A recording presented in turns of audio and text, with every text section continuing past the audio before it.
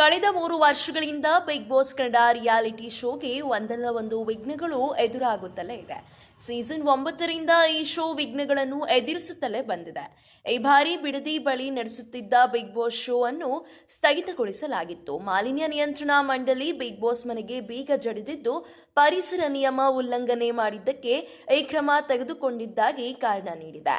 ನಂತರ ರಾತ್ರೋರಾತ್ರಿ big boss Kannada season 12ರ ಪ್ರತಿಯೊಬ್ಬ ಸ್ಪರ್ಧಿಗಳನ್ನು ಮನೆಯಿಂದ ಈಗಲ್ಟನ್ ರೆಸಾರ್ಟ್ಗೆ ಶಿಫ್ಟ್ ಮಾಡಲಾಗಿತ್ತು.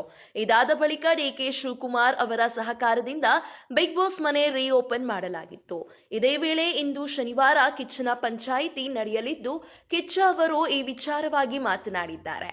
ಕಿಚ್ಚ ಸುದೀಪ್ ಅವರು ಏನೆಂದು ಮಾತನಾಡಿದ್ದಾರೆ ಎಂದು ತಿಳಿಯುವ ಮುನ್ನ ಈ ಕೂಡಲೇ ನಮ್ಮ ಚಾನೆಲ್ ಅನ್ನು ಸಬ್ಸ್ಕ್ರೈಬ್ ಮಾಡಿ. ಬಿಗ್ ಬಾಸ್ ರಿಯಾಲಿಟಿ ಶೋ ಇದು ಬರೀ ಶೋ ಮಾತ್ರ ಅಲ್ಲ. ಬಿಗ್ ಬಾಸ್ ರಿಯಾಲಿಟಿ ಶೋ ಇದು ನಮ್ಮ ಕನ್ನಡಿಗರ ಹೆಮ್ಮೆ. ಇಡೀ ಕನ್ನಡಿಗರು ಹಚ್ಚಿ ಸಂಭ್ರಮಿಸುತ್ತಿರುವ ಜ್ಯೋತಿ.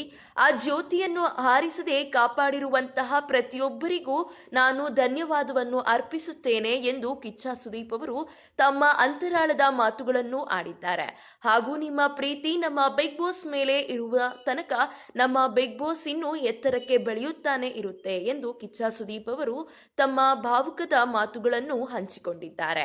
ಇದೇ ರೀತಿಯ ಸಿನಿ ಅಪ್ಡೇಟ್ಸ್ಗಳಿಗಾಗಿ ಹಾಗೂ ಕನ್ನಡ ಬಿಗ್ ಬಾಸ್ ಸೀಸನ್ 12ರ ಪ್ರತಿಯೊಂದು ಅಪ್ಡೇಟ್ಸ್ಗಳಿಗಾಗಿ ಈ ಕೂಡಲೇ ನಮ್ಮ ಚಾನೆಲ್ ಅನ್ನು ಸಬ್ಸ್ಕ್ರೈಬ್ ಮಾಡಿ. ಹಾಗೆ ಪಕ್ಕದಲ್ಲಿ ಕಾಣುವಂತಹ ಬೆಲ್ ಐಕಾನ್ನ ಕ್ಲಿಕ್ ಮಾಡಿ.